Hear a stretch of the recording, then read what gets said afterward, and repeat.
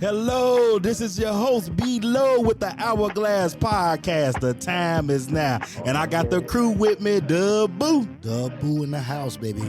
All right, Dub-O got Rated R with me. Rated R in the house. All right, Rated R. And we got a special guest with us this evening. This brother here, he has performed all over the U.S. and internationally. He has been featured on Oprah and the Steve Harvey Show. Let's give a big round of applause for the creator of M.A.D.D Rhythms, Mr. Bril Barrett. What's up? I appreciate that applause. Thank you. All right, brother. All right, what's going on with you, Mr. Bril, man? Man, just working hard, brother, building, trying to constantly evolve myself and my company and those around me. Okay, great. Right. Can you tell the audience a little bit about what you're doing, man, out there, man? Speak about yourself, man, the M.A.D Rhythms, man. All right, well, first and foremost, I am a tap dancer. So before somebody says, we didn't know people were still doing that, I'm a tap dancer. In 2001, I started a company called M.A.D Rhythms, which means making a difference, dancing rhythms. And the whole purpose is, as we became professionals, we had to stay rooted and connected to our community. So the making a difference part was about always giving back. And so that's it, 2001. We're celebrating our 20th anniversary now. A lot of my professional company members were the young kids that I mentored in the beginning stages. And now we have a school. We produce a festival. We dropping some videos on YouTube. We got a documentary coming out later this year, and we started on a book that we will be contributing to later this year. So just, man, making the world a better place through rhythm, through tap. Oh, wow. You got a lot of something going on. Making a different dancing rhythms. That's it right there. That's what's up right there. We glad. We out. We on the road today though. We definitely gotta thank you all. Thank you for inviting us here. We at the great here at Washington Cultural Center here. We taping live Chicago. here. Gotta give a shot. Chi-Town, baby. Chi-Town, baby. Bronzeville. Definitely. Appreciate it. So I gotta ask you though, Bill, what was your inspiration to get into tap? Now, everybody think about, we got the old school Sammy Davidson, we got Howard, Sandman, Sims, challenge, all the Bill guys. Everybody know about that challenge. Right. Yo, from Gregory Hines and for the new school for myself, I remember on Sesame Street, Savion Glover. Yeah. Yes, sir. Well, my inspiration was so I'm born and raised on the west side of Chicago. I'm from North Lawndale. And in that community, when I was growing up, my mom wanted to make sure she kept us busy. So me and my cousins, like all the kids in the house, we went to the community center. And at that time, it was called a BBF, the Better Boys Foundation. And in that center, they had everything. So when you walk in, to the right of the main building was the playground with the basketball court and the softball mound. To the left was the Lamont Zeno Theater. So when me and my cousins walked in there, they all went right to the sports stuff, and I went into the theater and just started taking classes and doing all kind of stuff. So I started off doing everything, and I fell in love with the theater. But once I started tap dancing, little by little as I grew up, those things fell away, and tap dancing got stronger and stronger. Wow. So no picking up no baseball or nothing like that. No, I played football for a little bit. Okay. But here's the weird thing. That was a quick one. Because I like knocking. Maybe to tap. Maybe after the tap. That was a quick one. No, but I'm gonna tell you, soon as I got hurt. I hurt my leg, and I was like, "Ooh, I can't tap if I hurt my leg like this again." So that was it. That was your choice. Football was, I was interested, but tap I loved already. So it was like, nah. That's your goal right there. That's your goal right there. You need those thighs. You need those thighs. Yes, sir. That's right. Yeah. So tell me, like, what were some of the challenges, like, getting your business together, M.A.D Rhythms? Like, what were some of the challenges that you had faced with getting this up and going? Well, I will tell you, the funny thing is, a lot of my challenges revolved around my mentality. Like, when I first started, I just wanted to get famous as a tap dancer. And I would teach to have a job in between shows. So, like, if I performed or something like that. And so I would go away, I would get in the show, I would come back, and it was like starting over again. And I was like, you know what, I don't like this starting over feeling. I want to create something that's like a home for me. So when I go away and come back, I don't have to start over again. So that's kind of the initial thought. And then when I would travel on the road, my little brother was getting into some trouble. My mom said, he's not listening to me. He's staying out with his friends. And I was like, all right, I need to grab my little brother and keep him close to me. And that was the unofficial start of M.A.D Rhythms. I was like, I need a home. I need to keep my little brother close to me. And then from that, I was in a dance school and I was having young men as students. And I was like, I got all these little boys that are students. I didn't even know little boys dance like that. And all my classes when I was growing up, it was 2 of us. Okay. And the other one was probably my cousin. So, it wasn't. And so as that happened, I was teaching at the Samidaya School of Theater. And I was like, you know what, I want to just do something to give back to the young people in my community, especially the young men. So maybe tap could be an option for them like it was an option for me. Right. And that is what grew into the company. And when I first started, I bankrolled it all out of my pocket. Wow. Which, if you read financial books now, they tell you don't do that. Yeah, definitely, man. Get that PPP loan, that PPP. Yeah. Get you some of that SBA. I would never pay myself. I was always trying to make sure the company was good and everybody else was taken care of. Putting back in. And so these things at the time I thought were real good things. I found out later, I was like, man, I was crippling myself in terms of, and then I had this mentality. I was like, I don't want to do a nonprofit because I want to make a profit. I'm going to make money from this because I didn't understand what the nonprofit world, business world. A lot of us don't understand that. Right. I had not a growing clue. up, we haven't been educated on that. Right. That situation. The first thing you hear is non-for-profit. Right. And you think that means we ain't making no money. I'm That out. ain't for me. I'm out. Not knowing that you pay yourself out of that. Out of the grants and everything, like donations. Yeah. So, and we didn't do the nonprofit thing for a long time. So I was just a small business. I bankrolled it out of my pocket, and every event we did broke me, like literally. And it just was the fact that I loved doing it that I kept coming back to it. And each time I was like, I got to figure out a better way because I shouldn't feel like this after it's over. I should feel good, no profit. And so, and I didn't get into this for profit, but as you get grown, you get bills. Yeah. So we would do a show, man, put on a festival. And the next day, my lights would get cut off because I made sure all the folks in the show got paid and the show bill, and I ain't paid my own light bill. So like stuff like that, I remember my vehicle got repossessed after a series of events because I was making sure everything was taken care of. Then one day I was like, well, if I don't have a car, how am I going to get to and from the studio? Exactly. And I had to start. Wait on CTA there all the time. I had to start changing my thinking, man. So, but the challenges those were a lot of my challenges was all financial. I didn't know people with money. So literally the way I thought about money was trying to get it and hold on to as much of it as possible. When you come from that kind of background. And little by little, I started realizing that now you can make money work for you. You can make money. I guess the word I'm looking for is diversify the different things. Your portfolio. Portfolio. There you go. Yeah, but yeah. So those were my early challenges. Was just I wasn't plugged in anywhere. The whole thing was me trying to do something, and I didn't have the connection. So I'm old school. I would cold call people. This before the internet, I was sending videotapes to folks in the mail. Like I would do whatever it took to try to get on and to get people to recognize my company and do business. You sending VHS tapes? Man. That's part of that Chi-Town hustle. Huh? Yeah, that's it. That's it. West Side, huh? Sending out tapes. Yeah, man. They think it's some rap going on. Listen, man, wiggling his legs on this one. Wiggling his legs on the damn tape. But that's real. That's real. I grew up with a hustle mentality, and that's what I think. Like right now, like you mentioned us being on the Steve Harvey show, man. He had a website and they took suggestions. So I wrote suggestions. Then I told all my company members, write suggestions. And for about a month straight, we bombarded the Steve Harvey show with them suggestions until finally we got a call from a producer. And I was like, wow. So that's just the way I've always done business. I've always had that mentality. That's what's up. We was about to ask you about that too, about like how was like you want to ask Dub, how is he? Man. Steve Harvey, how is he? Yeah, I wanted to know, like, how is he in person?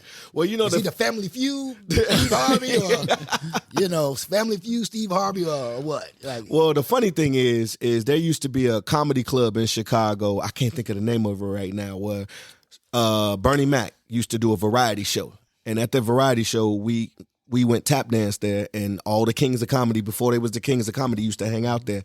So Steve Harvey was there. He saw us tap dance like back in the day when we was kids.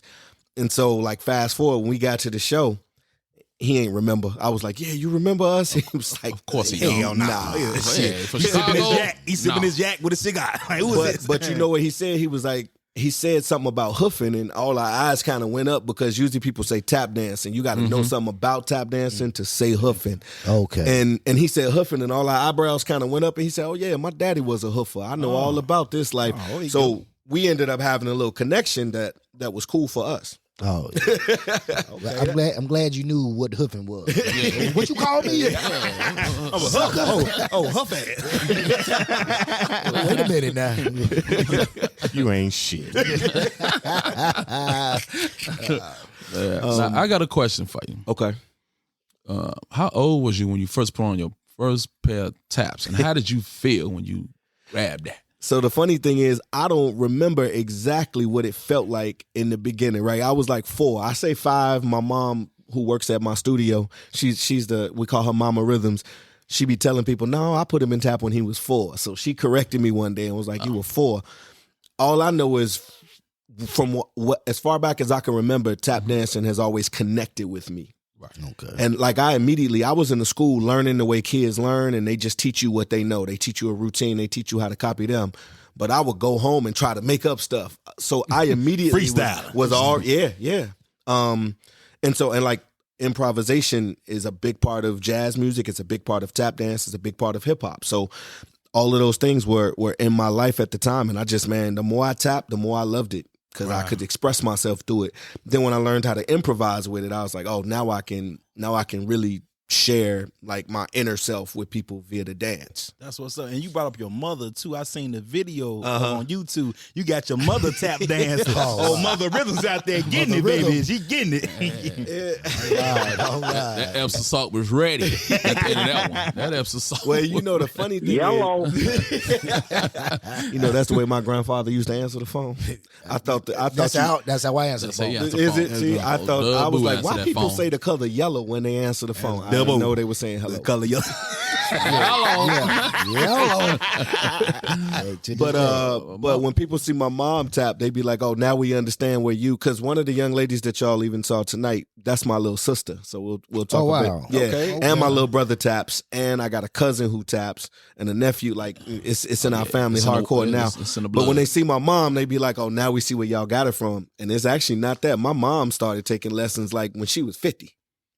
She wasn't back with Howard Sandman. No. Nicholas Brothers now. You know what? She was at the studio being my front desk receptionist, and she would just be our first studio, the front desk was right next to the classroom. We ain't had this whole like setup like we got now. Okay. Then she would just sit there, and while she doing paperwork and doing all the business, she could actually see the class. So she would. She was up in there shuffling.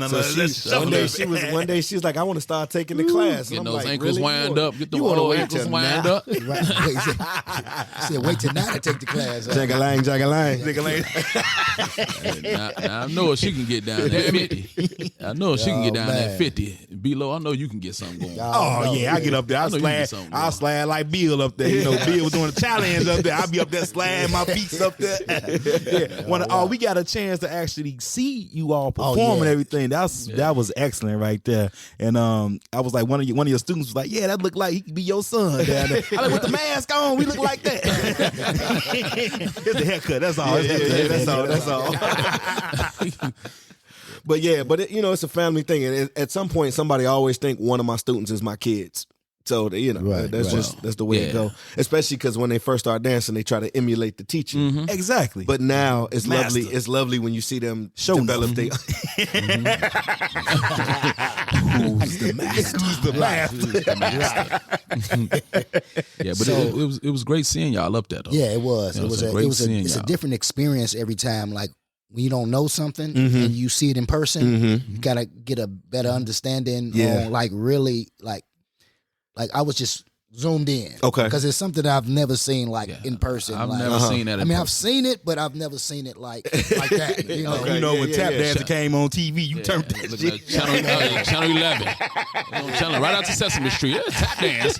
Nah, man. Get up out of here. But seeing it, seeing it as I get older, I kind of, appreciate seeing it, knowing the history of it. When you know you can't do it. I can't. The art of it. You have to give me some time. I might can get out there. I might can slide and tap. I can't lift my feet up and slide. Just put the taps on your hands. Put the taps on your hands and just go to work. One of the greatest tap dancers was a gentleman named Jimmy Slide, Dr. Jimmy Slide, and Slide was his stage name because he slid the whole time. He looked like he was on ice tap dance. That would be me. So there's some help for you. That would be me. That would be me. Jimmy Slide. Inspiration. Rated R Slide. But I will say that's why I love what I do with the art form, especially staying connected to my community, because you don't know you can be something if you can't see it, if you don't see it. When I was growing up, I went to the dance school. The dance school was on the south side. I lived on the west side. So when I came home, I made sure my shoes was underneath my clothes because I didn't want nobody on the block to know I danced, because there was that idea, that perception about it. Yeah. So I love now seeing my young guys that dance in my company or that take my classes. They can go on the block and dance for everybody and get props. Because we're changing the perception. Exactly. Yeah, and they're seeing people doing it, and it's a little more popular, but we stay connected. Right. We all seen a couple of your videos on YouTube. You was doing like a montage, I think, to the Meek Mill and everything. Oh, yeah. That was nice. It's like it's new school. You had the pony, Jenny Wine up in there, jump on it, man. Right. We were doing our research, like, this was it ain't like the old school, even though like with back in the day, like it was all fun, entertaining. They were jumping off pianos and everything, doing backflips and stuff like that. Yeah. Doing splits with it. And the funny thing is, it's exactly like the old school, but what most people think is the old school is not. Like most of the stuff you see on TV, like Hollywood's version of tap, is very different than what them old black men in Harlem used to do on the street. Of course. Like that's a different, from Harlem to Hollywood, a lot of stuff happened in between that changed the idea and the perception. Like to this day, when we go places, people are surprised we don't have tuxedos and top hats on. I'd be like, tuxedo top hat. I'd be like, when the last time y'all seen tap? Like, exactly. You only think tappers wear tuxedos. That's the perception they give. That they have. But if you think about, like, we dance to everything.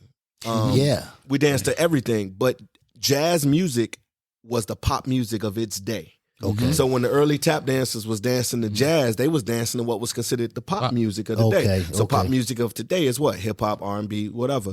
And we still, as you saw today, we still dance to jazz because that's the connection for tap. The origin kind of. Yeah, that's the origin story. So we have to stay connected to the past in order to move to the future with knowledge. Definitely.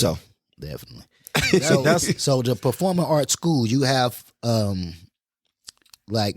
you have other schools and other places? No, right now this is you're in our headquarters. Okay. So we have our our professional company rehearses here, and we put on shows in the theater. Okay. And then we have a school where kids come and learn. We just started Tap for Tots, so we now got students at 2 years old coming. Yeah, just about to ask babies up in there. Yeah, and my sister Star teaches them, because when I try to teach the toddlers, they just climb on me. They think I'm a tree. So, waste the yak now. They just think I'm a tree. Last time I tried to sub her class, they were just hanging off of me. So, but she has a connection with the babies, and she wants them to learn sooner. Because you think about, like, I got exposed to the dance when I was like 5 or 6. Now you giving it to 2-year-olds. Yeah. By the time they 5 or 6, they way further than I was. Right. Exactly. And by the time they 11, 12, 13, it's a wrap. Just like with anything, like with sports, anything like that. You start off young, you're gonna be great later. It's second nature. So what were some of the places, like across country, overseas? Have you went anywhere like? So there was a tap dancer, who told me, he was like, what you want to do? And I was like, I want to travel. He was like, man, if you stick to this, your feet will take you anywhere you want to go. And so far, man, my feet have taken me all over the world. I spent a lot of time in Germany, touring with a show called Riverdance. I lived in Canada for a while, Finland. I've been all over Europe. The one place I haven't been yet that I want to go is Africa, because for me, tap dancing in Africa is taking the dance form full circle back to where it originated. Right. So, did the language barrier ever like cross you? Well, you know, it's funny. So we're resilient. And depending on what you're going after, what you want, you'll figure things out. So I remember being on stage in Turkey, in Istanbul, and they didn't speak any English. It's a who? They do tap. Once you start moving, there you go. But so what I started doing was in my tap, I just started doing beats. And they just start clapping. And I was like, there's the communication. There it is. Okay. I don't speak. The rhythm is the communication. So I just think, but I like languages and I like traveling. Like Harold Nicholas, one of the Nicholas brothers, which was the famous group. Everybody seen the videos of these dudes jumping down the stairs. He spoke 9 languages. So when I found that out, I was like, I want to learn languages. So when I travel, I try to learn languages from the places I go. And what I find out is that when you try to respect people's cultures, they have more respect for you. Just say, But think about it. Speak on the radio. I'm going in on this iPhone. You know what that means? Right there. That right there. Right there. Strip club. Y'all got that? But you know what's funny? There's an American mentality. We used to having everything our way. And then when we go other places, we get mad when they don't speak English good enough to understand us. Yeah. Exactly. And so do you speak another language though? You speak anything not fluently. And it depends on where I go. Like alles klar, alles Yahud. That's German. Right. Which one? Get it together. I thought they were Arabic. You're the Hamlet. I was choking over there, brother. I got you. I can get along. Yeah. I try to figure out simple things. Your basics. Yeah. Your basics. Where's the bathroom? Yeah. That's the important thing. Where's the telephone if you ain't got a cell phone? All kind of stuff like that. Now, another question about your dances stuff. What is the age group that you? I'm glad you asked that because what you saw on the stage, the youngest kid up there was 16. 16. Oh wow. Yeah, so you saw everything on that stage from 16-year-olds to me. I'm 45, so you had to run it the gamut. Okay, so everybody like in that, was it like high schoolers? Like 16 high schoolers? No, so it was like 2 or 3 high schoolers in there. It was a couple of college students that danced with us, and then there was a bunch of adults in their 20s. It's good how they get together, how they 30s. actually look good together. Like, How did you promote it like to them? Like you had like online? Like how did you get them in here? Like your that's family? the funny thing. So the oldest ones, which are probably all in their 30s, those were the kids that I started out in the beginning teaching when I was volunteering. Okay. So now they've been with me for that long, and then they became teachers, and they go places, and they like, I got this one kid who's doing real well, and then they bring them over. But then the other thing is, for many years we ran an after-school program. Through After School Matters, and we used to do that, and we got a lot of kids. It was their after school job or their summer job was to learn tap, and then so a couple of the kids you see out there, even when we ended the program, they stayed with us, right? And so that's the beauty of when you connect. You connect. We like to be able to teach them. So we got toddler tap, and then we got a professional company. So we like showing. People talk about the school to prison pipeline. Well, we got the classroom to stage pipeline. Where if you want to become a professional tap dancer, you can stay in this building and go from I've never tapped before to now I'm on stages in front of millions of people. Oh, well, there you go, ready. You just said it right there, man. Go on the slam. I will bring y'all out in front of stages in front of millions of people. Baby. Go to Vegas, baby. I will bring y'all out. Taste the Lord. Yeah, the time is now, Ray. Oh no, The time is now. Oh no. They said, "Oh no, these legs are good for just pushing the gas pedals now." Exactly. Riding my bike. Down the lakefront. So, like tap is like somewhat like it's like a language almost. Like I don't know. I get kind of deep when I kind of No, it's exactly a language. It's like I a teach language. it like that. It's like What was they taps telling you earlier in the practice? What was them heels telling you? but see, if you think about the origin, like it was jazz music. So you listen to the music. It didn't have to say much. It just complemented the beat. Now the other things that he do, as far as like the hip hop songs, it speaks the words for you. The routines and the choreography and everything like that. It speaks to you, and all you got to do is watch. You know, he a tap dancer. He just been hiding it from y'all. Y'all didn't know. Man, he got him in his backpack. Hey, go get a pair of them slippers and go and put them on him and go on. He got too much knowledge. Ask him that question again with the taps on. But no, you absolutely right, brother. It is a language, and that's also the way I teach it. Like, if you think about babies don't learn all the words in the English language before they start talking and communicating. They get one word, everything is no. Everything is bye-bye. Everything represents everything until they learn more. And that's the way we teach tap. We teach the kids one step at a time that it's a word in your language and you can express yourself. And as you add more words, now you can make sentences. Now you got paragraphs. That's literally, so you was, spot on. Tap is a language. And it's also good for emotions. Like if you're upset, you can tap it on out. Well, you stop tapping on out. Your mama come, what the hell you doing? Stop it. Tap it on out, huh? Who ate the last Cheerios? Because he in there just tapping away. I know that's what it is. I know that's what it is. So I got to ask you, Bril, so where do you take your brand next from here? Like, past just the, dance and everything. Like, I know you're doing things like with the community, with the kids, getting them out of trouble and everything. Like, you started off with your brother. What's your brother name? J-Bo? J-Bo, J-Bo. Yeah. Well, the funny thing is, the next thing is, of course, we're building the school. I mean, if you heard me talking early on, we had a school where there was class and the parents was over here and the front desk, it was all one room.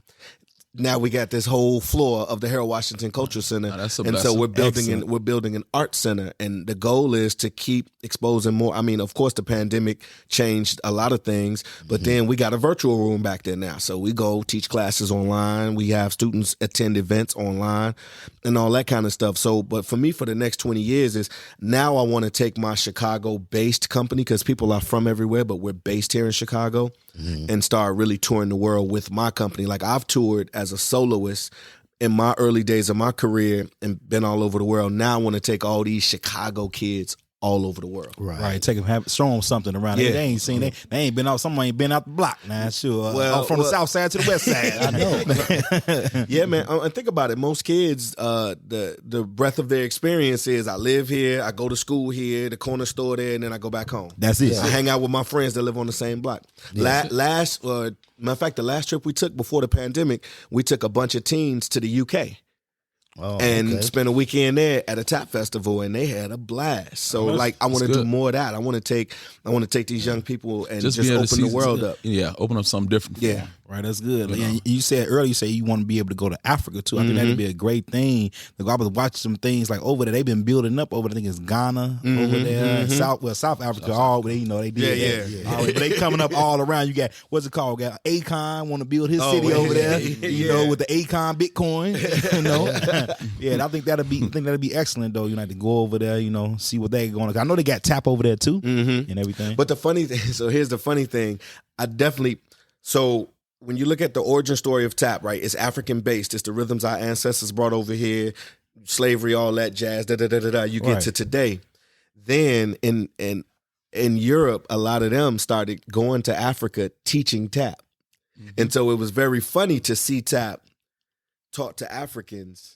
But it went around the world first and came back to them. Teaching them river dance. And now it's river dance. Right. And look, I'm being politically correct. And now it's not quite the same. Right. But even when a lot of those brothers and sisters in Africa are doing it, if it's the UK based or the European based tap system, it's still a different swag. And I'd be like, man, if somebody had taught them the right way, they would, because they already on it. Accent. Right. So one of the things I definitely want to do is not only tap there, but start establishing schools and institutions all in other places, especially Africa, where we can spread the dance that way. Okay, that's great. So what are some of the events that you got coming up?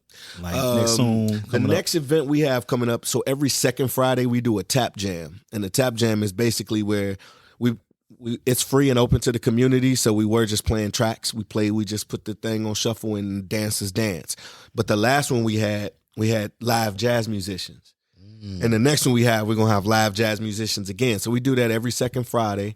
What location? Here, right at the Harold Washington Cultural Center. Okay.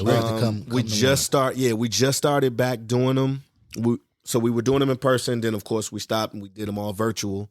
That was weird trying to do it but it opened it up to people all over the world. So I think the next one we're gonna do outside. We're gonna turn the parking lot into a patio, put the jazz band out there, put the portable dance floor out there. That's nice. That's nice. Man. You know, people want to get outside. It's been a year of being in the house, so right. That's right. Yeah. And you got something else coming up, right? In Vegas, you're gonna be Vegas. Oh yeah, I'll be at. Oh yeah, thank you. You know my schedule, brother. I appreciate it. Yeah, brother. You know, but the Las Vegas Tap Festival is coming up the first week of June 4th through the 6th, I believe, and I'll be there. And that's like my first trip in a year and a half now.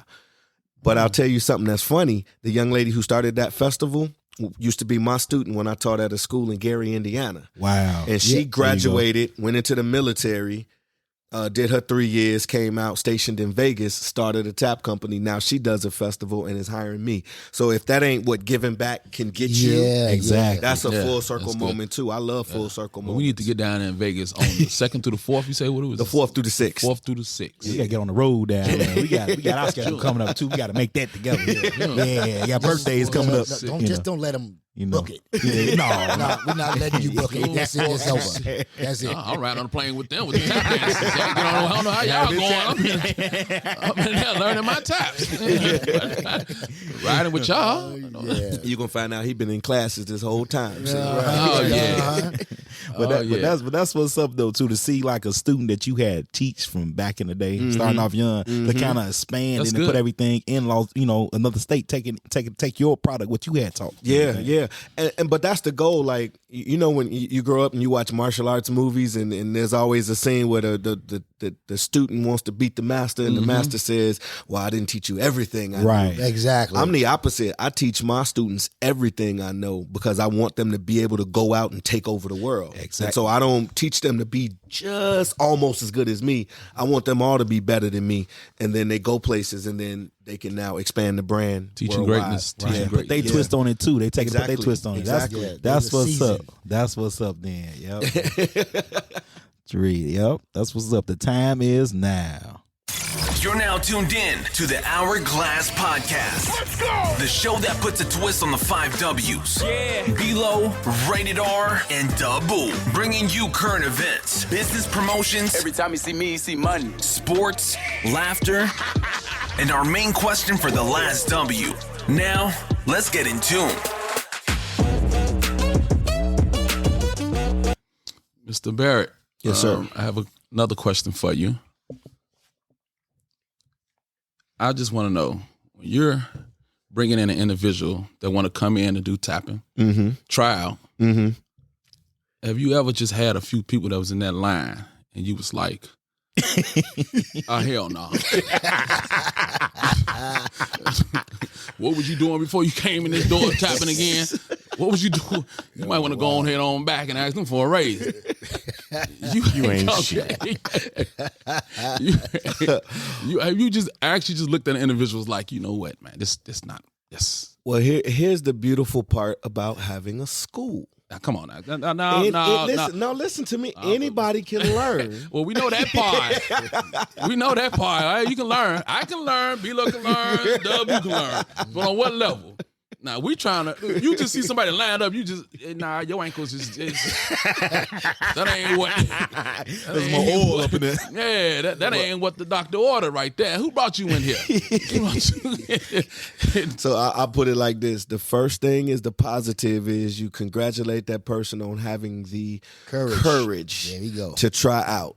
And then you say, if you're really serious, come take classes at the studio.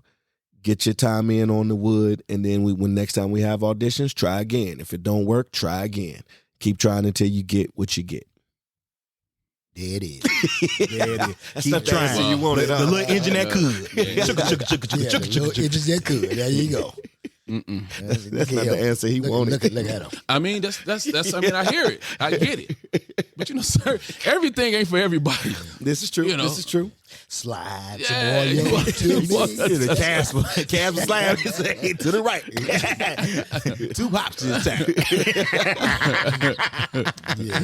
2 times. Yeah, but when we got to get into our topic for this evening, though, which will be something, nothing, or everything.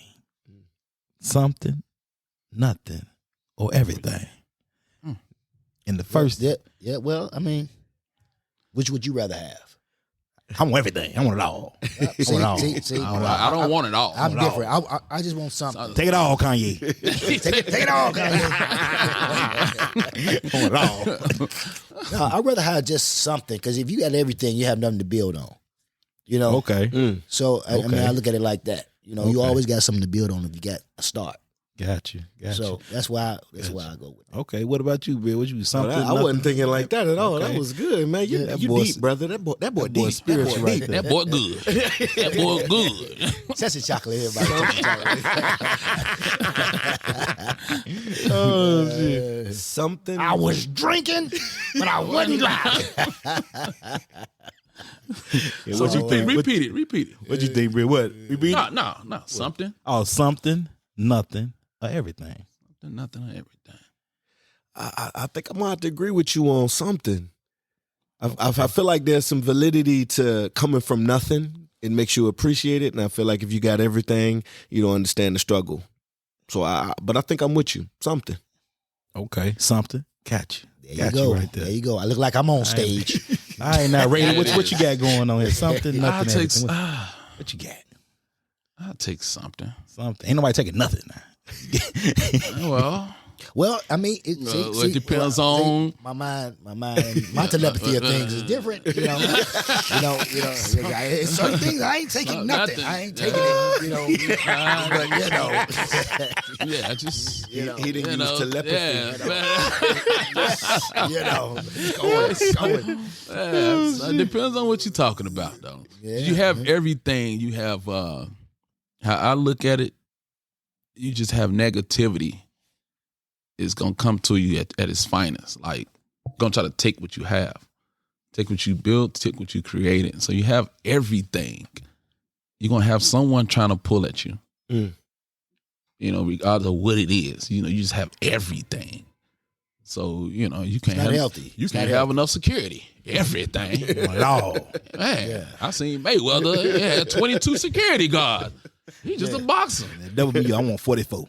Hey, below, you want everything, huh? I want it all. Because you got something, somebody always gonna try to come after you for the little that you got. So you might as well go for the gusto. But sometimes that gusto ain't a good thing, though. That's that Michael Jackson stuff. Yeah, that's everything. I mean, see, you can have. I want the Beatles too. I want that too. The Beatles. You see how them chapters ended? Them chapters ended. Man, everything. Nah, just give me. I feel you on everything too, though. See, that's the funny thing. This is There's no wrong answers. I feel like except for nothing. As black people, we are not raised to think we can have it all. So that's where everything I'm like, but why not? Because the regular society says you can have it all. And we're raised to think we got to work for just a little bit that we get. Right, double. That's what my telepathy go. That's your telepathy, right? Yeah. Want it all. So I feel you. I feel you. Want it all. So with our subject though, we definitely gotta talk about the Derek Chauvin, the guilty verdict out there. You know, for our brother, you know, rest in peace, you know, Mr. George Floyd. Yes. You know, they had to replay that. Like everybody, all the people that was like in that courtroom, they had to replay that video over and over again. It's like you had so many tears, so many people walking out the courtroom. And for them to hear like that guilty verdict, it was just something that's like the spirit just came over everybody. Like, I mean, my thing is, why did it take this long?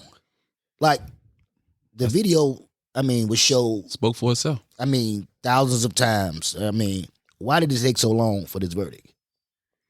I think it took so long for the same reason that all of us who watched it and watched the proceedings still thought he might get off. Yeah. Like, people out there was ready to loot now. They was ready to loot on the side. Like, I mean, they was ready. It was boarding up. Yep. Boarding up. Some people still boarded up from the first time. Yeah. No, yeah, man. I mean, he better not have gotten off, man. I mean, the reality is, I mean, you did it. We saw you do it. That should have been the end of the story. But it's not over yet. He has yet to get his time. Get his sentence. Yo. Now, that's the trick of it. That's the thing. That's what I'm saying. But why we have to wait, if I'm not mistaken, like 80 days or something like that? Yeah, I feel like something they say like 8 that, weeks or something like that. 8 weeks or something like that. And why you got to wait that long? to get his sentence. Now you go on out there, Barrett, and slap an old woman. Old white woman. I gotta be a Pacific woman now. Let me see if they give you your time that night. That's what I'm saying. That's moment. What I'm saying. That night you gonna get your time. Get the rope. You get sentenced for that time right there. Go get the rope. That's what they gonna do for him. And you getting it. You getting it that time. So I don't understand that part. Like how do you convict him? And they be like, we give you days. So what? But you know, that's the justice system, the way it works for some people. Yeah. Even in guilt, it still works the way it's supposed to work. So what is a good amount of time? Good amount of time. Life. I'm talking about. We ain't talking about Martin Lawrence and Eddie Murphy. We ain't talking about. Got my toes stuck in the bottle. No Mississippi ass prison. Yes. I mean, they always set examples. Mm-hmm. You know, for us, I almost set example. You know, you do this, you do this, set example. So when the example gonna get set for the other side? Mm-hmm. That's privilege. Mm-hmm. That's what they call privilege. That's part of it. That's what they think they ain't got. No, that's the definition of privilege. Literally. They think they ain't got it. Yeah, what you're seeing. Yeah. So I mean, I hope he get whatever the maximum is. I don't know what in my mind what a perfect amount of time is. Life was good. Life, but the maximum, whatever the maximum, without is. parole, lethal injection. No, I want your soul. I want Mortal Kombat, Shane Song. Give me your soul. That's everything. I want everything. I want everything in this instance. I want everything. And we got something in that case, but it ain't everything. We got something. We ain't getting nothing. We ain't getting nothing. We got something. I'm voting for lethal injection. And I'm telling him, you got 2 weeks. Now Texas did. Yeah, now Texas. you can eat what you want now. You want Harold's chicken, KFC, however you Put it in want, his sub. food. Gonna put it in his food. Want some Mr. Sub, you can eat whatever you want for 2 weeks. That's it for you. And that is it for you. You got 2 weeks. Walking the mile, Green Mile. 2 weeks, lethal injection. You can eat what you want. That's it. Man, I'll tell you. But with that happening though, it seemed like the killings, like with the police, it just got worse. Just after that incident happened with George Floyd.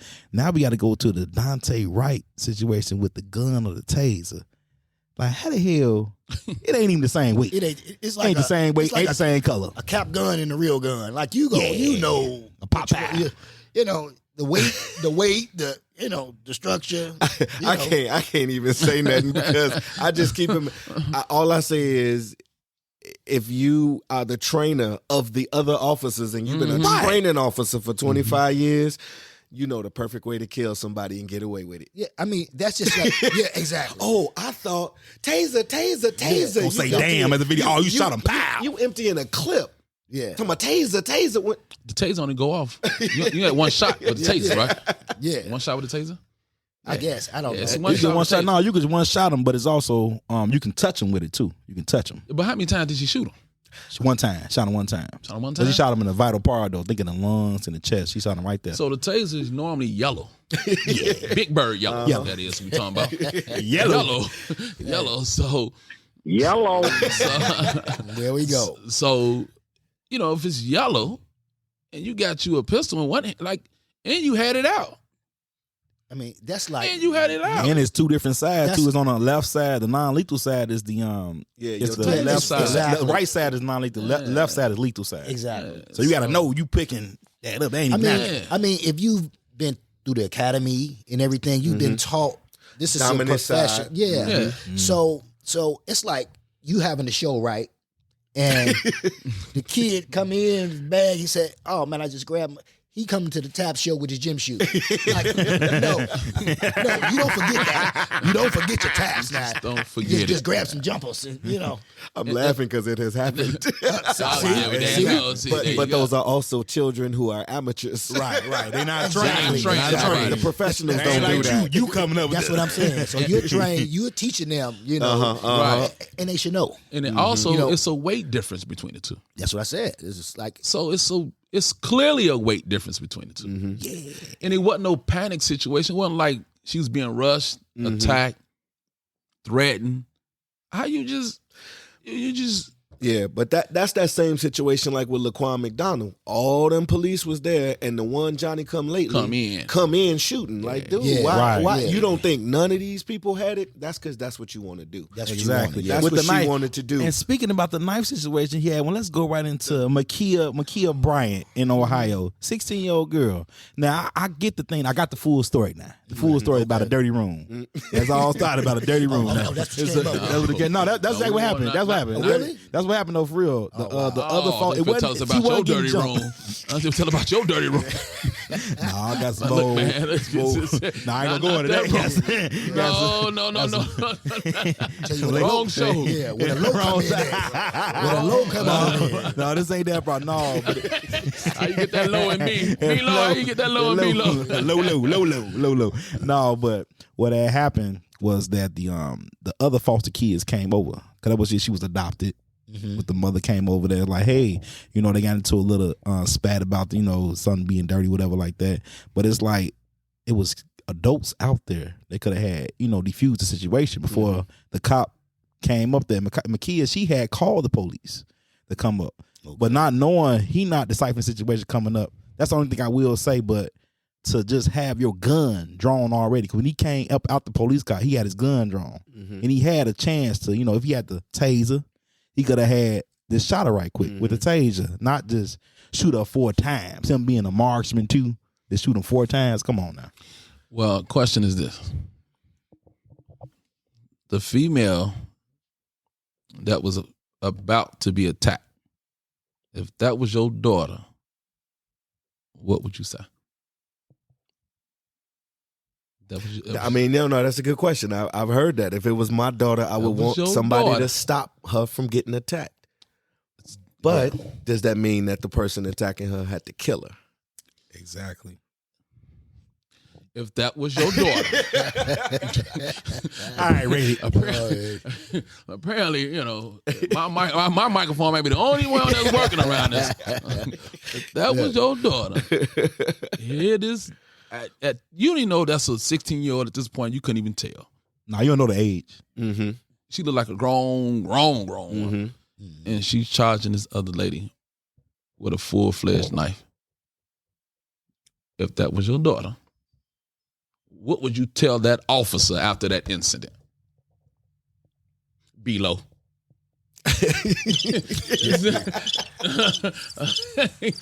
Well, right. What would I tell if that was my daughter? The one that was that got saved. The one that got saved. The one that got saved. What would you tell that officer? Damn you! Damn you! Damn you! Would you tell? Would you going off? You in the rage? Or, it'll be like. That's a hard one for me to say. That's a hard one. That's a hard one for me to say. Because I can't be like, yeah, thank you, officer, for saving my little girl, or whatever like that. But it's like, that's a hard situation to be put in right there. He came out. He only had he had 11 seconds, but he had the gun out already. Though, if he had the taser, he still could have stopped her with the taser. Yeah, exactly. He still could have stopped her. Yeah, but it was other people. It was other stuff going on. Right. So by the time he focused on her, he ain't got nothing but a second. Yeah. So it ain't like there's a lot of shit going on, like in the whole process. Right. Yeah. So by the time he look and he check and he see, what do you want to do? Hey, control yourself. What are you supposed to do? But that's his job, though. He's trained for that, though. Exactly. It's a trained officer. He trained to defuse situations like that. You thinking hypothetically, but that actually his job to know. He also trained to stop another murder. The who? He's trained to stop another murder. Possibly. That's his job. He can't watch somebody get stabbed. He done. Yeah, that's true. He's done. Right. That's true. if you had the taser out and hit her with the taser, she would have stopped right then and there. If you hit an individual with a taser, she can still go forward with that. No, if she would have felt that taser, he like, hey, stop. She kept running, hit her right there. No, that wasn't no baby. Yeah. In case you can see the size of her. That wasn't no baby. Wasn't no baby. Knocking down 300-pound gentleman now, She was so much in a rage, that taser wasn't going to stop her on the dot like that. How you know? I tased Milo. Like 5. I tased Milo. Y'all let me surprise. And he kept on eating that sandwich. Oh, wow. But you know what? I can't front. You bring up a good point. And what it had me sitting here thinking was, I think the problem is it's a pattern. Each of these situations, if you really look at it, George Floyd, all the situations we just spoke on, each of them are different. Yeah. And each of them have different details, but they always seem with the same results. And the end result is one of us dead. Exactly. And so I think a lot of times we key into the end result and trying to figure out how to stop it. And I think the pattern is so overwhelmingly against us that a lot of times we don't examine each situation for what it is individually. Yeah. Because it creates a collective picture. There you go, Bril. Yeah, because break it down. Yeah, there it is. Break it down. There you go. Like we're looking through like out of tunnel vision. It's like a tunnel vision. You don't, like you said, don't look at like everything ends up the same. Mm-hmm. So you don't look at the different circumstances. You don't look at the details and why it happened. It's just that another one of us gone. Yeah. So and not to say that that's right, but I just think that's where we are as a people. Like we tired of the killing, of being killed, and now it has put us into that vision where now we like every time one of y'all show up, somebody show up, one of us die. Exactly. That seems to be the A and the B. Back in the day when the what they call it, the Black Panthers was out there. They stood on the sidelines when stuff like this happened And watch. when the police Watch watch the police. watch the police, so nothing like this could happen. You didn't hear about none of these murders like this happening when they was there, or these happening. But now it's like since we got the camera and everything, they got the body camera stuff like that now. So it's like we hearing it more often now, but it has been happening back in those days. But when you had protection there, that prevented that from happening. Yeah, but think about it.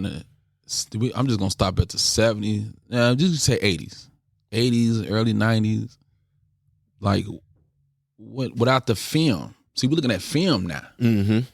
Think about what happened when they didn't have the film. Think about how many. Think about how many people. right. Think about how many dads that left out, went to the grocery store. I'll be back, and never came back. yeah. And now you heard a story. Your mama that whole told life. you dad and walked out on us. Right? Then he went around the corner Not to get knowing that that this catfish didn't happen.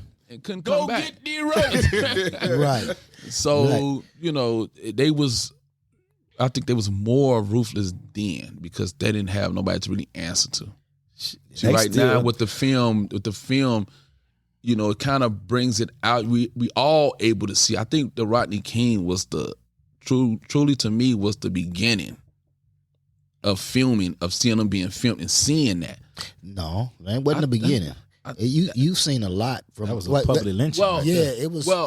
As far as an individual just stopping on the side of the road and filming, like filming. And he had And that it big was ass like- camera that Yeah, one of them joints. Yeah, and You know? to film that, I'm wondering, like, I wonder if the person that filmed that is still living. How do you hold a camera and watch that happen? But imagine if he didn't have the camera. They was not guilty with the camera. I was about to. That's what You're I not was getting about to to. watch the That's what- And that's the It point. would have never went Right. to court. It would have never. It would never went to court. It would have been hearsay. This what happened. I heard this happened from without the video. But still today they like the video cams. They don't really. You supposed to like turn the video cam like your videos in. Certain now that they hold off, you don't see the video until 3 weeks after. Like why? Right, to release the Because body cam they're trying to footage. get their story straight. Exactly. Exactly. See? Look, I grew up with cousins. We was all kids in the house together. When somebody did something, we all got in the room before mama got home. Exactly. Get our story straight together. so we ain't get in trouble. We ain't getting in trouble. And if one person messed a lie up, you hope that person just got in trouble. Yeah. But you Right. know it when you see it. Down the line. Yeah. And like you said before, but like we just getting tired, we getting frustrated with all the killings, almost like with the cops killing us. But then we doing it to ourselves too. Like with the 70-year-old girl, was it Jaslyn Adams that was killed in the McDonald's drive-through with her father. Like they shot up the car 50 times, and she got hit 6, but the father got hit 1 time. No, they meant business. Yeah. Not business. Yeah. Business. But, And you know what? I think that's a valid point. I just hate when people bring up us killing us as an answer to why we shouldn't be worried about the cops killing us. They're both horrible situations that affect us, and we should be trying to find solutions to both.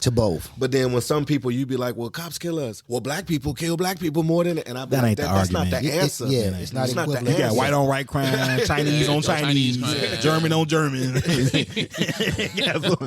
that was real specific. Right. Like German on German. Not the German chocolate cake.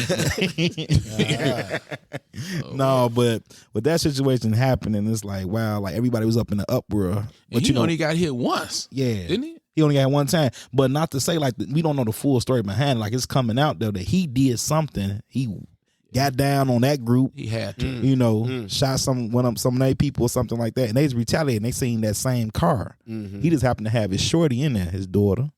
She was in there. And it's very unfortunate that happened. But he knew what he was doing.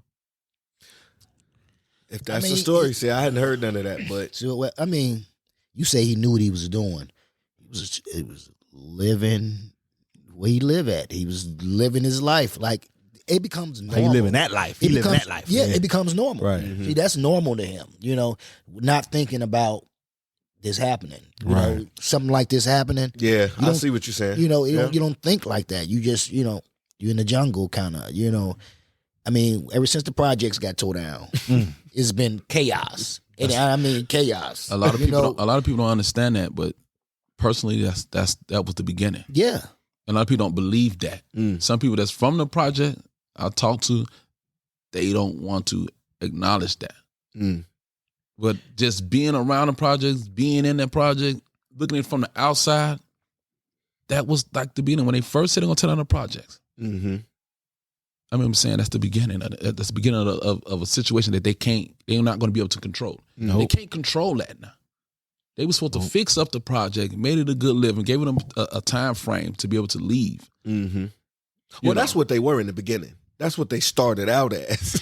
And that's what they told us. Yeah, no, I mean, like if you like look into it in Chicago, all the housing projects were family. First, they was family home. Yeah. And then at some point, the father couldn't be in the home. So we talked about that. There's a whole lot of situations that went into Definitely. Then CHA started. You know how many folks got locked up for stealing money that was supposed to go to fixing up the projects and keeping them running? They all got locked up, or not all of them. Some of them just embezzlement. went and got jobs elsewhere. Right. And you just can't tell a group of people, give them a date. All right, you're going on the 15th. All right, 15th of what? 15th of May. What? Now you're going to shut down a whole, you know how many people that affects? So now you're dealing with people that never lived on side or in houses before. You got some people that got Section 8, nothing against Section 8, but just never lived on the side of the neighbors before. Don't know how it is to make sure you cut your grass. Make sure just respect your other neighbors. Not the barbecue in the front. Yeah, not the barbecue in the front. Respect your neighbors and stuff like that. Some, I'm not saying all, but so it just that was the beginning to me personally. With my own eyes, I see it. Yeah. Well, I think you can't stack poor people on top of each other and then take away their resources. Exactly. And expect it not to turn into survival mode. And you have a crab in a barrel mentality. Yeah. Like stack it up. So now they all over. Now they all over now. And they trying to place them. They want to place them in the suburbs, but then it's like, okay, we ship them off to the suburbs, give them the Section 8, but now you say you can't move back in the city. Now you got the other folks coming back to the city now. Yeah. You know what it starts to look like? New York. Yeah. If you go to New York, Manhattan is where all the folks with money, the boroughs, the Bronx, Brooklyn, that's where all the poor people live. To get you out of the city center. Right. Yeah. And then cut transportation, cut this and that, and then now y'all out there. there. Y'all locked out. Only the pace buzz around out there. And now go to the South Loop now. Yeah. Right. 22nd, was that the Hilliards? Whatever projects was right there on 22nd in Michigan. Right now, it's a Reggie's Rock down there across the street. And that's a little district over there. They got everything over the there. chicken wing spot over there. When I was growing up, you ain't want to get caught walking over there. Oh, no. None of them projects over there. I was not trying to go get no White Castles. Moving that. No way. It's a pretty good White Castle when I did eat it over there. It was all right. Yeah. Sometimes I think it's just a plan to get, pull the people with money closer to downtown It's like the metropolis of every. That's all where the money's being made. You know, I think they overthought that plan. They just thought they knocked the projects down. Everything would be cool. But I don't think that's why they knocked them down to get it cool. They knocked them down to make way for that. Do you know the Olympics? New development. No. It's not Henry Horner. Whatever them projects that was on the northwest side. The Ickies was it? No, not the Ickies. It might have been the Horner projects. They evaluated the land underneath, and that's the most expensive land in the city right now. Oh, wow. So they was not like, think about folks in the suburbs. Folks in the suburbs live 3 hours away. Right. Big houses, nice houses, drive 3 hours into the city, got to sit in that traffic back and forth each day. All the tornadoes and hurricanes in Chicago happen where? Out in the suburbs. Yeah. So them folks was like, we going to get back in the city, put them out there. Then let them do their thing. Right. So do a trade off right there. Trade off. Yeah, but as far as we was talking about like for the killings and everything like that, there's been a rise on the mass murders too. There has been a total of 147 mass shootings this year. That's equivalent to one mass shooting a day. And we just in what, April? Yeah. About to be in May, almost May. Wow. The numbers are staggering. A little bit. You almost have to play them crickets again. We all just sitting here like everybody's in looking like. But the recent one that happened, I think it was in the FedEx facility in Indianapolis. It was FedEx UPS. He lost his mind. Where the boy then might have lost his job too. Yeah, might have lost his job too. I'm like, what? What you mean they ain't put the tape on them boxes? You know, 5 minutes when I putting tape on boxes. I just feel that with all this happening though, it's like everybody just angry because with the pandemic happening, COVID, everybody's inside and just not kind of like really starting to open up. Certain states are opening up, like they kind of lessening the mask restrictions and everything like that. But going into spots and going into malls and everything like that, and just that I think it's like everybody cooped up. That's all I can kind of say. Like Nah, you crazy. Yeah, but they're just crazy. It's like, but don't. It's like it's frustrations going like that. You got people that need to get outside and talk to folks. But you know what I think the difference is it used to be no matter how you thought, everybody has opinions. But it used to be you couldn't argue against facts. This is a table. Right, exactly. These are microphones. Now, whatever. But now I think the way society is, man, for anybody who thinks a certain way, there's somebody who's going to validate that, even if it's crazy, even if it's out there. So we talk about getting guns off the streets. Well, all the pro-gun folks say, no, that ain't the problem. It's the people that got the guns. And we say, well, let's do universal background checks. Well, now that's the Second Amendment. Like everything that makes sense to it, because I think it has to be attacked from many different directions. It's not just one thing. It does. Right. It does. Mental health facilities in this city was one of the first things that lost budgets. And that's a big thing. I didn't even talk about that. It's like, you know what I mean? And at the same time, you can get a gun at a gun shop. Like crazy. It's almost like it's a system. Where's the background check? Where's the background? Exactly. Yeah. Talking about a background check. What, you ain't checking for crazy? You don't do that, huh? Oh, nutmeg. Because nutmeg. If I'm correct, the young guy that shot up the FedEx facility had 2 legally purchased firearms. Semi-automatic. Yeah. Came in his mama's minivan. Yeah, but I'm saying legally purchased. So what does that tell you? So what kind of background check did he have? What was his background check? 0. Take him. What was his color? Remember that dude that shot up the concert a couple of years back? It was Garth Fagan and Garth Brooks. I don't know. In Las Vegas. Yeah, that was the one. People, all them guns was legally purchased. How you legally purchase thousands of guns? That guy, he just sat back and just picked off everybody down in the concert. They say he was thinking about coming to Chicago or something like that. He did say that. That was true. Like that. That's true. Like he had a plan to take on tour, go on tour. He was performing. That is not the kind of tour that we want to go on. No. Just to pay. No, but man, that was crazy. And then he had like more ammunition in the car when they found this car. Yeah. Like, now, how did he walk through the casino? with these bags. They thought it was money. It ain't a briefcase he's walking in. With bags, duffel bags. Them checking in with them huge bags. Now, how you checking in? Now, ain't nobody looked at him and was like, nah, I don't think he got drawers and more than drawers in those bags like that. But he was staying there for like over a month. They say he had a room there. It wasn't like he was renting for the weekend. He had it for some time. He was in that room. That made it even more suspicious. Right. I don't need you in my hotel. He was a regular, like, you know, for 30 days. In my hotel. Right. But that's money. He was paying exactly. for that room, and somebody was happy for it. We got to come search this room. You been here for 30 days? 30? That is though. But it's just like you can just pray. That's all you can do now. Just pray. Just by this, you walking outside, you going to the store, I'm just getting some eggs. And somebody just got an AK in the store. It's like what's going on? Yeah. I mean, just like the shooting up in the churches and, Oh, yeah. Yeah, churches. It's like, I mean, it's no remorse now. It's just, Can't get your praise dance on. Can't get your praise dance on. Jesus. Got a Glock 40 going off. Yeah, you get some bullets through the... Yeah, definitely. Yeah, that's something. That's one shooter was mad because the pastor wouldn't baptize him.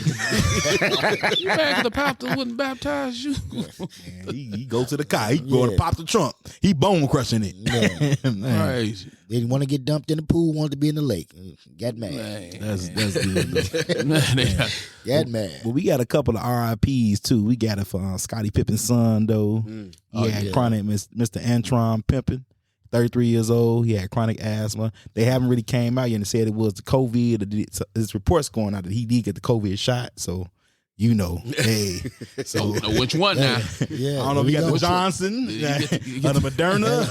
Who else? Who the other one? Pfizer. That's the other one. They got some more coming out too. That J. No, you don't know JJ. That JJ. That JJ. See that they can't even get Tonkin powder right. It's baby powder. That's what I said. Yeah. I said these the same people that the talcum powder was causing cancer. Yeah. Now you gonna try. And then they stopped it for a second. Then they just approved this week. Oh, we ready to go now. That's just go. go. Folks, they had blood clot. All you had to do was shake it up a little bit. Shake it up a little bit.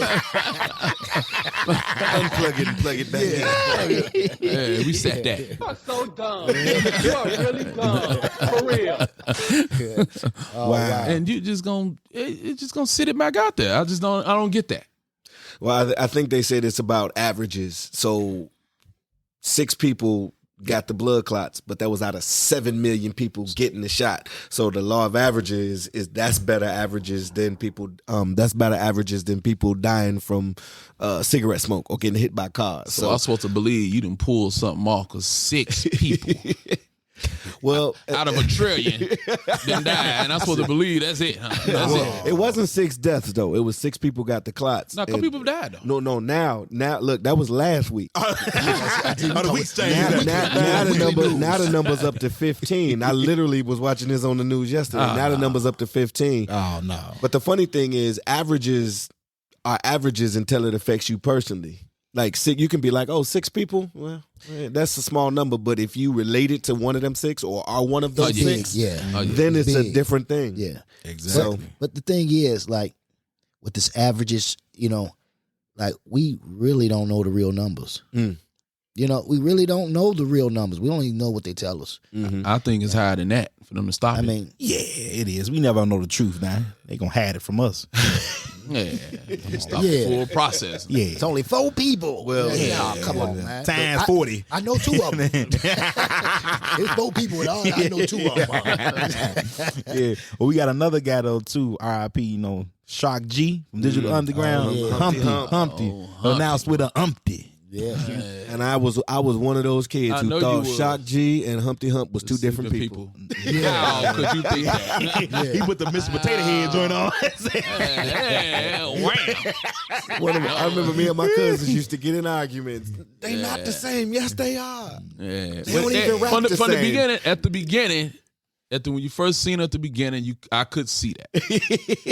Because at first it was like, maybe got a twin. That was the only option you had, though. That was the only option you had. With the nose. You thought the nose was real. It was the only option you had, man. He had a skin. He had a skin discoloration. The only option you had. He had that. He had that revitiligo. Yeah, he had his mama nose. He had his mama nose. One black ass nose. The only thing he got from his mama was the nose. That was it. But man, but what happened? So I haven't heard yet. Like, what happened? Like, what was the illness? They haven't announced that. That's the one thing they haven't announced though. Like, what happened? Like, I'm thinking, is it COVID related? I don't know if he got the shot too now. Yeah, see, why is everything like when people like you don't know the story, right? But the first thing you think is COVID. It's COVID. It's COVID, right? But that's whatever's hot right now is what you think of. Yeah. Because think about it, when the biggest thing in the news was AIDS. As soon as somebody cough, you'd be like, Nah, who you been around? Yeah. I mean, yeah, you be like, You lose some weight, it's a problem. yeah. Working out. I know you haven't, man. You got one partner like that shit. You got the little rascals on. but yeah. Got that package. I be jogging now. I be jogging. You lost that much weight. I think it's, but I think also that's because it's all you hear about. It's programming. We program to think that everything is because of COVID. And that's the program I'm talking about. Because I mean, like real, like they came up with this like vaccine, like overnight. Bam, vaccine. Like, why couldn't you do that much studying for AIDS? Or cancer. Or cancer. Right. Like you still tap put that dancing on the and back donating burner. for cancer. And they ain't fixed nothing yet. You have been tapping away, donating to cancer. They ain't fixed nothing yet. I don't know if I'm mad or impressed that you work tap dancing back into this conversation. There it is. You could have got your tap dancing some new socks. That was kind of genius. He owned the money. You got some new socks with that money, donating to cancer. Man, that's crazy. But overnight, they got this. Well, but the funny thing is, you remember when it first came out and people was taking pictures of the Glade bottle and the Clorox cleaning wipes and the spray showing you on the back it said fights COVID. Yeah.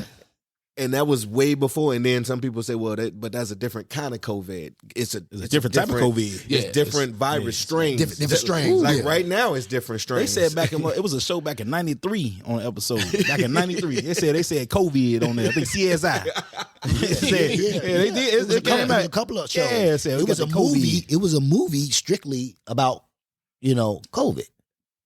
COVID 3? Yeah. So you had Quarantine out movie. Yeah, Contagion. Was one. Yep. Yeah, exactly. I went back and watched that. It makes you go 28 days later. 28 days later. Yeah. They've been preparing us for the longest now. We just got to just take heed now. Even with the Walking Dead, they all got COVID.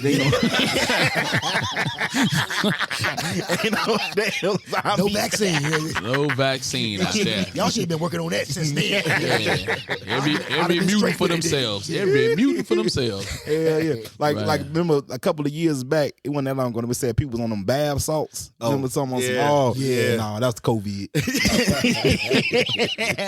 But what about this one? Who you know that said, remember when I was sick last year and I was coughing a lot for like 2 weeks? I already had it. I had the COVID. Now, it could be true, though. It could be true now. I was sick for about 2 months. It could. Now, that was gas. What you had. That was that late night ass steak that you told you nothing. The White Castle. That damn Chick-fil-A you was eating. Oh, that damn chicken sandwich. I was speaking of that shit. I tried that KFC sandwich. That see. No, it ain't the Popeye sandwich. They go on, throw that back on out. Yeah, throw back on back. You know what you about food, and you like to try a lot of food. That ain't that Popeye sandwich. Yeah, it ain't that Popeye sandwich. It wasn't the mashed potatoes. Wasn't the mashed potatoes. He don't want to do it for you. What do? Try the Hawaiian gravy. The gravy on that. Hawaiian gravy. Oh, that sound good. That you know we can't do nothing because D-Lo got caught in the bubble gut. Had runs for 72 hours. Who got runs for 72 hours? I had the COVID. You missed the whole damn trip. You got runs for 72 hours. I had the COVID. That was great. No. COVID 20. Y'all got my mouth hurt. Oh, wow. No, but the thing is, too, though, Like that's crazy. That's crazy though. But crazy. what you all think about the like? Let's talk about a little bit about the government, the PPP loans and everything like that. Is one Pacific pastor out there? Pastor Rudolph Brooks Jr. You put him out there. Rudolph. If your pastor named Rudolph and his nose ain't red, don't trust his ass. Trust his ass. Rudolph. Damn it. Named Rudolph. Man. Your pastor named Rudolph. Rudolph then took $3.5 million and PPP loans. He bought 39 cars in a Tesla. Yeah, we found out who Rudolph was. A pimp named Slickback. I'm like, what did he think was going to happen? You know, it's like you got a lot of people out here that got actually, got business. They need the money and everything like that. But he a church. That's a non-for-profit organization now. How many cars he had, man? 39 to be exact, plus a Tesla, so 40. I don't think Bill Gates got that many cars. Yeah, I mean, he must have been buying them folks. Some of his ladies on the side in the pew. You know, you got to buy Sister Betty, Sister Susan.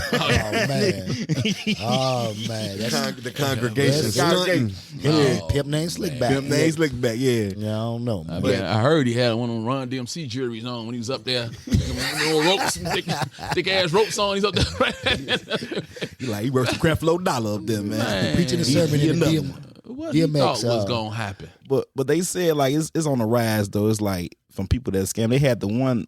They had it's over like 500 cases where the government's coming out after people now that's like foul now. Like hey, it's like you think they gonna come out for the little 10? They coming for their 10. No, well, the 10 was 10 the 10 was a grant. It was a grant. All the grants was right. 10 was a grant. They going for folks got the hundreds like in the meat alone. But what that Rudolph got? Yeah, that was 3.5 million. Oh, how he get that? It's a young lady who started a GoFundMe to raise money to pay back her PPP loan. Seen that? She's trying to keep from going to jail. And guess what? She almost got like $5,000 now, like $6,000. She got some change then. Yeah, she gonna pay them back and some change. That's foolish to me. It's like you did the dummy, just like the girl that was in Atlanta, the one that had to go from the same thing, and Gorilla Glue girl too. She had to go from. So just the same. This the thing now. We gonna start us a GoFundMe. Just put some shit out there. Then let's hope to throw it out there. Let's hope it go. Well, because evidently some people donate for this. I mean, you know. But you gotta realize. People who scam gonna scam no matter what the situation is. The pandemic just changed everybody's scam because now you ain't out in these streets. Right. People ain't out in these streets. But think about it: the first people that scammed the pandemic, the PPP loans, was white what? Folks. Was them corporations? Yeah, the corporations did it. Yeah, they got Chick-fil-A got millions. The LA Lakers got millions. Give it back. They said give it back. Right. I mean, how does that happen? How do you skip us and go to the people that's most wealthy? Now, speaking about that too, to give it back. Now they did that. The Lakers and everybody did that. But what about with the lady that's in Louisiana that had the 1.2 million that was given to her by Charles Schwab? The so they ain't getting that back. You seen her pick on that. She was like, "Oh, I didn't hear about that. Didn't hear about that one by accident. They gave the money to her by accident. Her bank. Yeah. They gave the money to her by accident. They're going to have to spend 10 times that much to come find me. You say accident. Accident. You're going to have to spend 10 times that much to come get me. I say blessing. Right there. Thank you, Jesus. Thank you. But I'm going to tell you something. She ain't going to have to pay that back. That's true. That's what the Lord is saying, that she ain't going to have to pay it back because she did not directly just steal the money from him. That's what I'm saying. That's what she got to fight. The key word is stolen. Right. Still. It was given. It was a gift. It was a gift. It was a blessing. Thank you. I'll be in the Bermuda if you need me. I'm gone. They're going to have to spend 10 times that much to come get that money back out of me. Yeah, they definitely. It ain't even going to be worth chasing me. Not gonna be well, worth they got about 75% they see. And within a week, I think she bought a house. She bought a couple of cars. That's get rid of she it. transferred the money to another bank. You know, you transfer that back. Yeah, she was using her, spider sense. Like, I got to get rid of this money before they do something. That first couple of minutes when I walked to the bank, I'm like, oh, okay, sure enough. What I got to do to sign to get this out? What I got to sign? I want cash. Come on with the suitcases. What is it? What was it, 1.3? What it was? 1.2. 1.2 million. It was like 1.206,000. They did the number to the exact change. 25 cents. 65. I'd have just got ignorant with it. I want all my money in nickels. All 1.2 in nickels. I'm not trapped. They come get this money. They gonna have to have a train to come get this money. Then they gotta count it. They gonna have to come get a semi truck to come get these nickels. That's crazy. Now, what about your boy, Usher? Man, the man just throwing in a club. Confetti. I think I'm gonna get some Usher money too. I'm gonna go back down to Vegas from the 4th to the 6th. We looking at the top dancer. Here we go. Here we go. Then we going to old Moon. No, Mayweather. We at Mayweather's. Yeah. No, but he was like doing like a promo and everything like that. But he said he did pay the girl. He paid the dancers that was performing and stuff that day. You know, wasn't no tapping going on. No tap dancing. No tap. This is gonna be on the money. Mad taps. With Barry face on that bad boy. We're gonna go right in there. We don't know how much it's gonna be worth. But we're gonna go up in there with it. We're gonna try it though. We're gonna try it. No, he was promoting. He gave the money already, but it seemed like when the dancers they got it, like what is this? Ain't no Benjamin. It's a brother on here. What's the preacher name? Rudolph. Rudolph face on it. Ain't no Benjamin on it. Rudolph Benjamin. Rudolph. Yeah, but that was for he got a I think he's about to do I think June or July. He's gonna be performing down in Vegas, something like that. He is too? Okay. Yeah, that was part of Rudolph. Usher. Usher. Usher has a live-in down there, and he's gonna be performing. Okay, he got residency there. So that's why that was part of his advertisement, throwing the money out there. But this ain't do real money too. Yeah. No, he threw just Usher Bucks. He ain't doing no real money. Usher Bucks. He Usher Bucks out there. And you should have known some straight Benjamins. You just throwing all Benjamins out here, huh? You got it like that, huh? It's all straight as an arrow. You got all type of paper cuts. Hey, I don't blame him though. I wouldn't throw my money nowhere. No. Yeah, whatever he did, it worked because everybody was talking about Usher, and he ain't got one new song. It worked though. It worked. It worked. Nelly had said he got his bucks. He was on the grands. I got my Usher Bucks now. Oh no, he ain't made nothing either. Then. Oh no. Don't worry about it, Nelly. Call it Usher Bucks.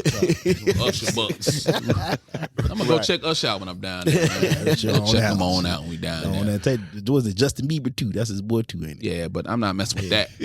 He got some dollars too. No, I'm not messing with that. He be up there sniffing lines, messing with that white boy. Hey, he didn't brought himself over to Christ. Now you know he ain't doing that no more. That's what lines would do. The Justin Bieber's the guy that was over that church. He was the one that was in the news for Justin Bieber at a church. No, he was going to a church. They had this like young pastor that was all the young rock and pop folks was going to, and then that pastor just was in the news for cheating on his wife, and he asking the congregation for forgiveness. He had people belong to. Yeah, too. Forgiveness. He probably did. Yeah. See, he got caught in the culture. Yeah, it is. You know what I'm saying? I can't explain this. Now I'm gonna explain this to them. Well, my sermon gonna be about pimp named Slickback. There you go again. There you go again. Oh man! And we is coming to the end. Man. Oh wow! Now, is there any announcements you want to get out there? Get some reps out there. Got something to rep over here.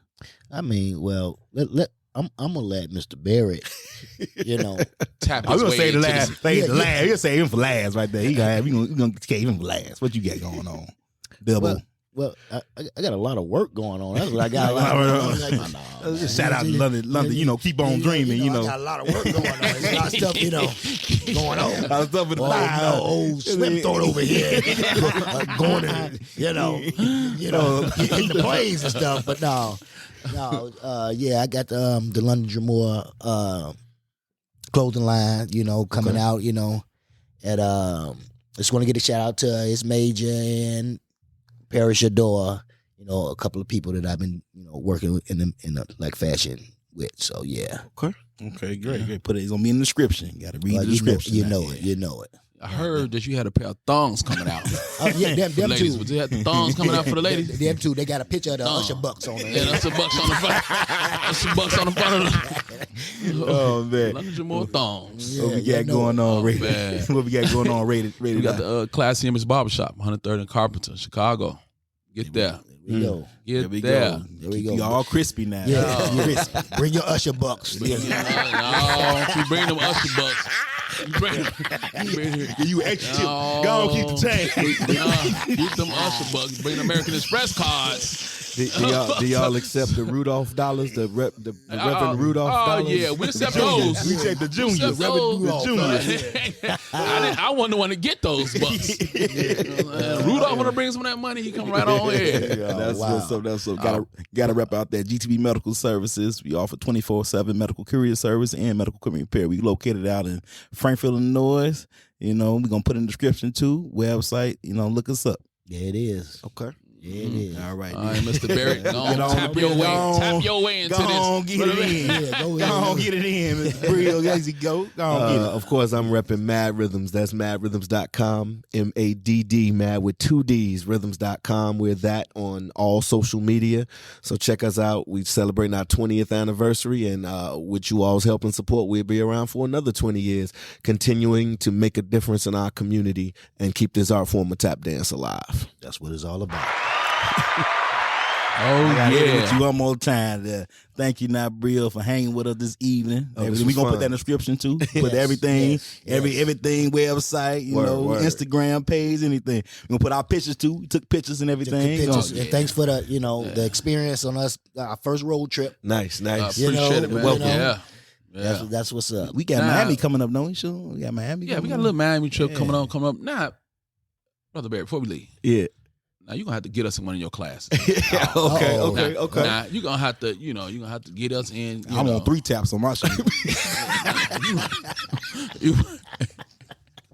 Now you might want to have to dress them to it with some Jabberwocky masks. They won't get laughed at when they come. Yeah, you have to dress. We gotta get on up in the class, man, and see. Well, look, we got them adult classes. They call grown and sexy tap. No. I'm telling you. Listen to me. Got a lot of women in there. Got a lot of women in there. It's all women. See, that's all women. That's the problem, though. No. We need the young and the restless. That section. We need the 2-year-old, the 2. Put him in that class. I went to grown and sexy. GNS. Put me all into the Ain't gonna learn nothing. Put them in that class.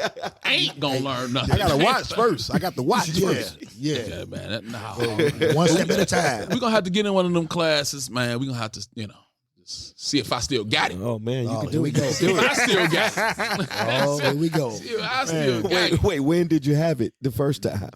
That's another story, another podcast. That's another podcast. Another podcast. Bro, you got your podcast coming up. You made an announcement like that, coming soon. Yeah, coming soon is the M.A.D. podcast. Here we go. Where we talking about everything tap and related to tap and, some of this kind of stuff too. I'm going to have y'all on. Y'all going to be some of my first guests. Yeah. I enjoyed this. Keep in mind, it's rated R, right? Yeah. So you don't know that. So when I come to your podcast, they going to know. Just give him a mic and don't turn it on. Just give him. They gonna know the hourglass has arrived. Oh yeah. Now see, I got one of them little buttons programmed with the beep on it. So I got you. No, we coming there. We ripping out all the cords. This gonna be the mic. This gonna be the mic. And rewire. Right. The mic and the action button. That's it. We come down there. Rated out. There it is. Man, there it is. Appreciate you having us, though. Yes. Man, good experience, man. Good experience. Great experience. Great. Spectacular. Great. Got a performance in, too. I got my popcorn. Oh, yeah. But that Vegas it sound real good. Yeah. Might have to go down there, man. Yeah. To meet you I'll all get down us some there. Usher Bucks and do what we got to Yeah, do. You trying to be in the county down there. You're under 21. We over 21 and over tappers. You got to say tap dance. Never say tapper. No, say okay. Tap dance. Tap dance. Tap dance. Never say tapper. Okay. No, he's a tapper. He said it right. Yeah, tapper. He taught me something now. You the tapper. Going in there grown and sexy with a tapper on. I don't know what that's. I think you said you're going to have 3 taps? 3 taps. Yeah, 3 taps. Each shoe. Yeah, okay. With a Laundry Demore onesie on. With the buttons. Well, you got a onesie on with some tappers on, man. Gotta have a snuggie. What is it called? What's a rumper? That's what it's called. Damn rumper on. Oh, wow. Man, you got to get us in the class, man. We're going to have to. Yeah, we should do that. See if we got it. I think we still got it. Get up in there. Yeah. Teach them Just something. set up my tripod, too. That's going to be one for the for the YouTube. Put us on in there, man. Get us on in there. But yeah, definitely appreciate you, man. Appreciate y'all, appreciate you, man. Definitely appreciate you, Mr. Bril, bringing us out, though, showing us love, though, being here with us. Glad for that. Rocking with us all night, too. You was here all night now. This was fun. He was only supposed to be here the first half. He took over the damn show. No, you didn't get paid for this, right? You're not getting paid for this. I don't get paid? It's non-for-profit. Why you ain't telling me that 2 hours ago? It's non-for-profit. I told y'all what I think about non-for-profits. Yeah. You paying all the Usher Bucks. We got Usher Bucks in the briefcase. Yeah. No, I only accept the Reverend Rudolph dollars. Okay. Reverend Rudolph, we got you. With the red nose. Got you. With the red nose, baby. That's what's up. That's what's up. That's what's up. This has been our show for this evening. The Hourglass Podcast. Our topic: who, what, when, where, and something, nothing, and everything. And we out. We out of here, baby. Time is now. Thank you for listening to the Hourglass Podcast. The time is now. Shoot us an email at info@hourglasspodcasting.com to submit questions and to become a future guest. It's our time. Now, let's make the best of it. Peace.